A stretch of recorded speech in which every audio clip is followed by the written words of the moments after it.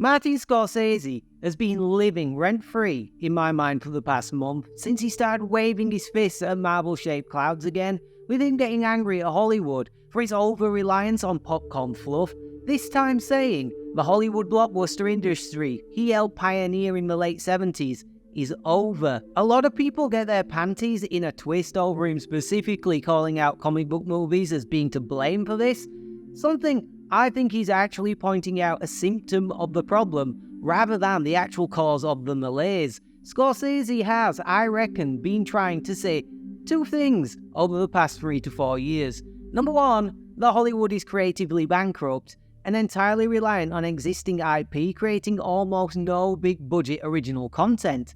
And two, this has caused the box office to become homogenous.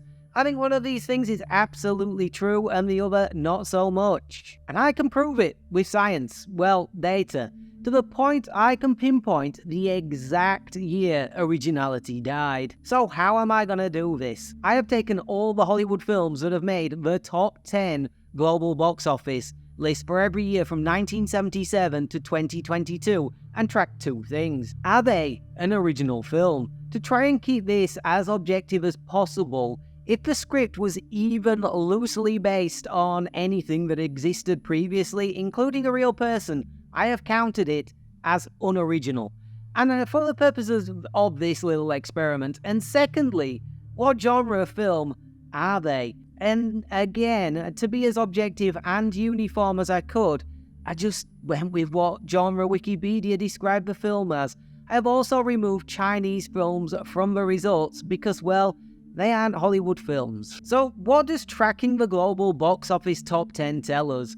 There are several interesting trends that we can glean from this dataset. Obviously, originality is absolutely dead, and the box office is as varied as it's ever been, really. Tackling the homogeneity of the box office first.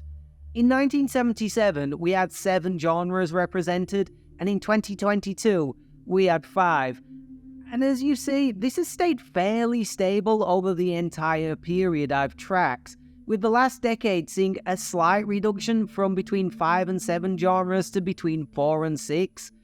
And you can also see this in the averages for each decade too. So, is the box office more homogenous? Yes, very slightly, but nowhere near significant enough for people to really notice, in my opinion.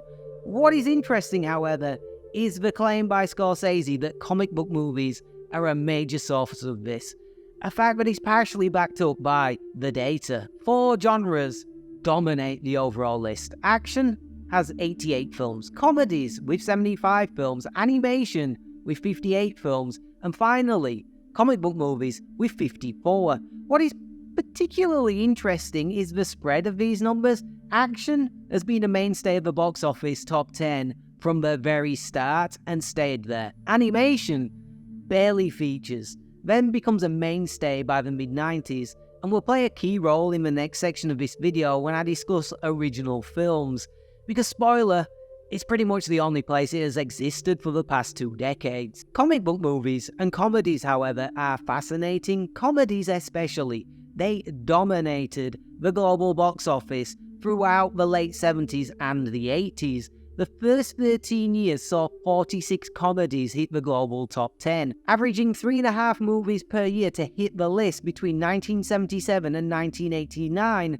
with 1980 and 1986 seeing 6 comedies each. The last 13 years, however, has seen 2 films, both sequels, and that average has dropped to 0.15. Not one comedy has reached the top 10 in over a decade. Basically, comedies have gone from the dominant force of the global box office to being entirely dead. Comic book movies are the absolute inverse of this. 3 comic book movies made the top 10 in the first 13 years, and 34 between 2010 and 2022, averaging 0.2 films and 2.2 films per year respectively. They aren't even as dominant as comedies were in the 1980s, in other words. But they are symptomatic of a greater box office trend though, as only 17 of the 116 Hollywood movies to make the list since 2010 were outside 4 genres: comic books, action, animation, and fantasy. Essentially, the blockbuster Hollywood films that make the most bank have coalesced around just those 4 genres, and everything else is anathema. So Scorsese is wrong to blame comic book movies for this one, but they are partly to blame for the death of originality, if you ask me, which seems inextricably tied to the death of comedy and the rise of comic book movies as a box office force. Most of the comedies that dominated the list in the 80s were original content.